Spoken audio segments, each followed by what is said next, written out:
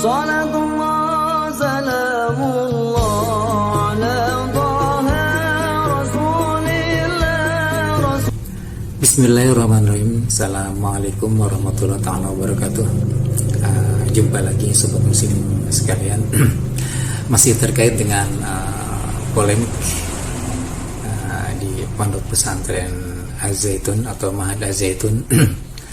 Berikut ini ada beberapa jawaban terkait dengan pelaksanaan kegiatan peribadatan di Ma'had Az-Zaitun yang akan dijelaskan oleh Habib Hasan bin Ismail Al-Mustafa. Mudah-mudahan bisa memberikan pencerahan untuk kita semua. Selamat menyaksikan. Itu kok perempuan, urusan perempuan di depannya. Siapa yang mau memajukan silahkan. Mazhab apa? Lah kok pakai mazhab? Nanti saya jawab aneh lagi. Mazhab saya mazhab Bung Karno. Kan gitu sudah. Mengapa saya kenal? Saya pernah berjabat tangan pada waktu SD kelas 3. Baik, yang pertama terkait dengan pelaksanaan sholat Idul Fitri yang di depannya, di barisan depan, di shot pertama ada seorang ibu-ibu.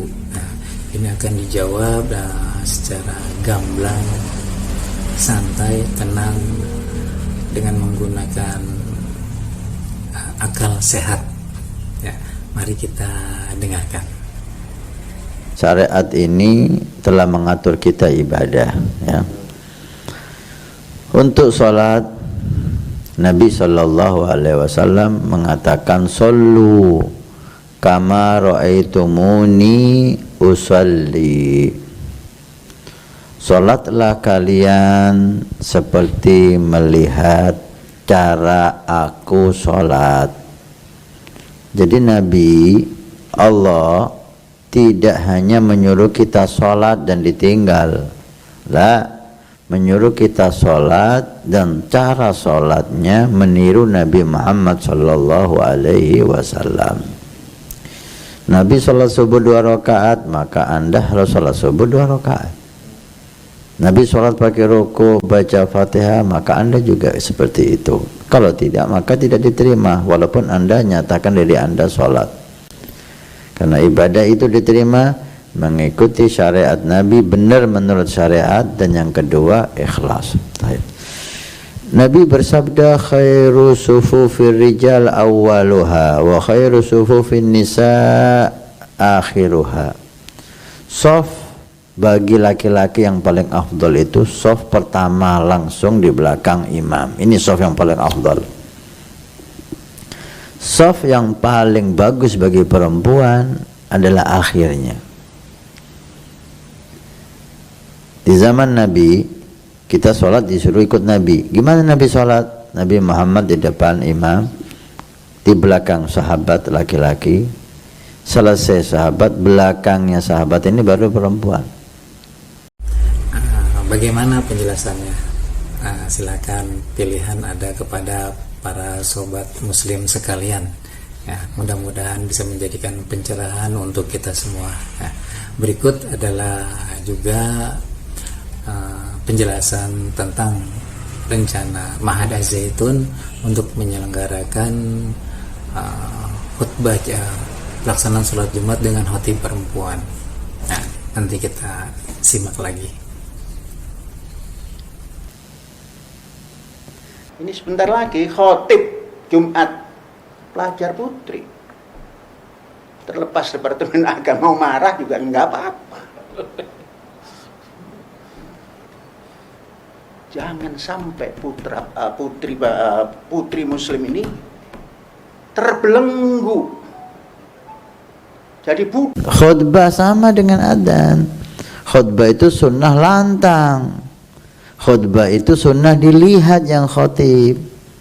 Nah, kalau khutbah perempuan diperdengarkan suaranya di depan laki-laki, kemudian disunnah dilihat oleh laki-laki karena dia khatib, kan tidak tepat ini udah gitu loh.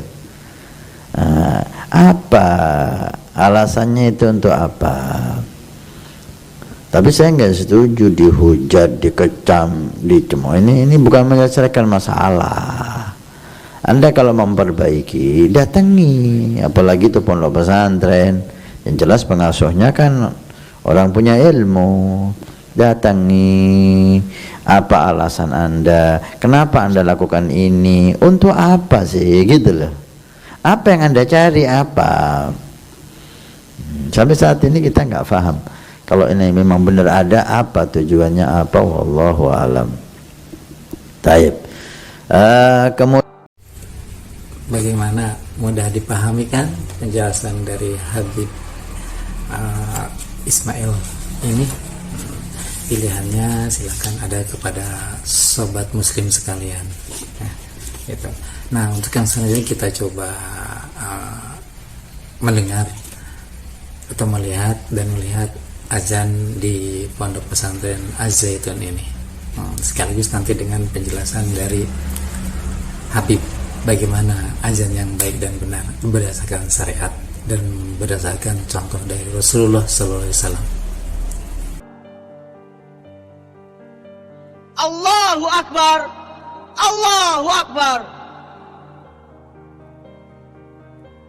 Asyhadu an la ilaha illallah. Asyhadu an la ilaha illallah.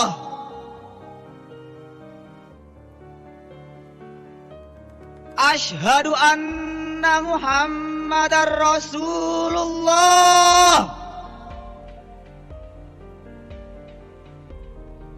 Asyhadu anna Muhammadar Rasulullah.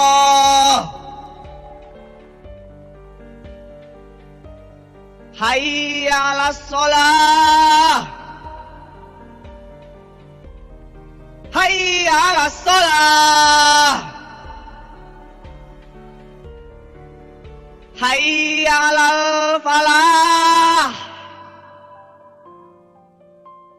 Hayya 'alal falah. Allahu Akbar. Allahu Akbar.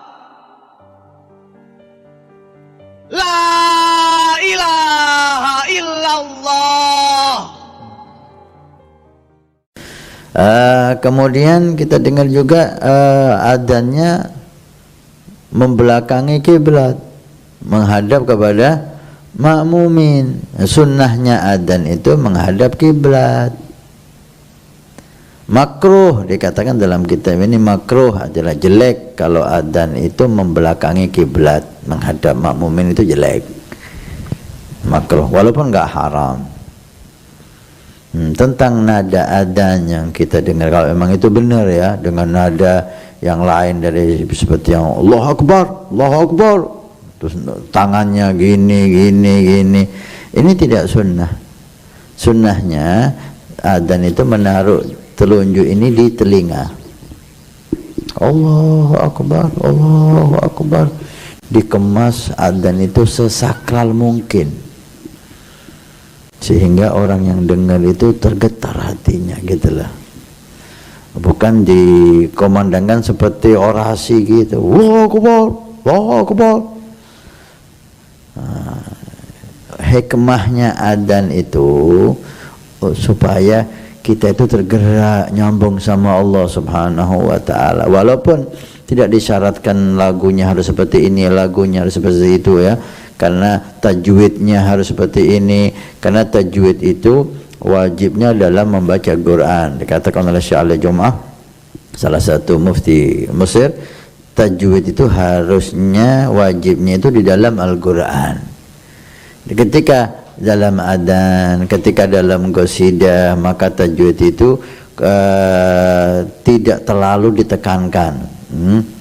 Nah, tajwid ditekankan dalam Al-Quran. Ini bacaannya 3 bacaan, ini 4 bacaan dan seterusnya. Selain Al-Quran tidak diwajibkan, ditekankan untuk kita mengamalkan tajwid sepenuhnya. Tentang iramahnya itu boleh, tapi pakai irama yang menggugah. Nah, sekali lagi selama adzan itu memenuhi syarat sah, maka itu sah.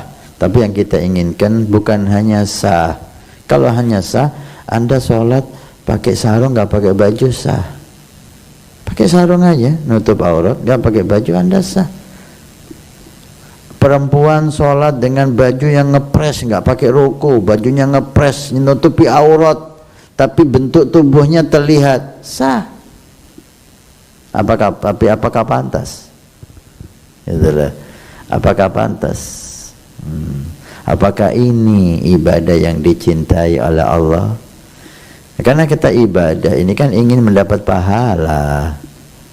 Nah, kalau kita ibadah dengan cara yang tidak diridhoi oleh Allah Subhanahu wa taala, ini niatnya Anda ini apa? Niat Anda ibadah ini apa? Man shoma ramadhana imanan wahtisaban. Puasa Ramadan aja harus diniati, ihtisab, meminta pahala dari Allah. Sehingga puasa nggak makan, nggak minum, menjaga mata dari yang haram, menjaga mulut dari berkata haram, karena mengharap pahala. Nah ini kalau sholat semacam ini, adzan semacam ini, yang Anda harap ini apa gitu loh. Kalau Anda mengharap pahala, maka jaga adab, jaga akhlak. Iya, betul. Ya, Rasul kan pernah mengingatkan, innamal a'malu binniyat wa innamal likulli imri'in ma nawa. Jadi setiap segala sesuatu kembali kepada niatnya. Nah, niat pondok pesantren Az-Zaitun ini ingin apa? Apakah ingin mendapatkan pahala, atau ingin viral, atau ingin dikenal, atau apalah gitu. Tapi terserah, silakan pada sobat muslim sekalian untuk menilainya gitu kan. Saya tidak bermaksud untuk menjudge ini benar atau salah, karena semuanya sudah ada mekanismenya. Bahkan Kementerian Agama telah membentuk tim namanya Majelis Masyayikh, di mana Majelis Masyayikh ini adalah sebagai penjamin mutu daripada pondok pesantren ya, seperti yang pernah saya sampaikan pada video sebelumnya gitu. Jadi Kementerian Agama telah membentuk yang namanya Majelis Masyayikh untuk menjamin mutu daripada pondok pesantren. Dan betul, mungkin lebih baik Tabayun MUI yang merupakan wadah daripada alim ulama dan cendekiawan muslim untuk bersilaturahmi, bertabayun ya ke pondok pesantren Az-Zaitun ini.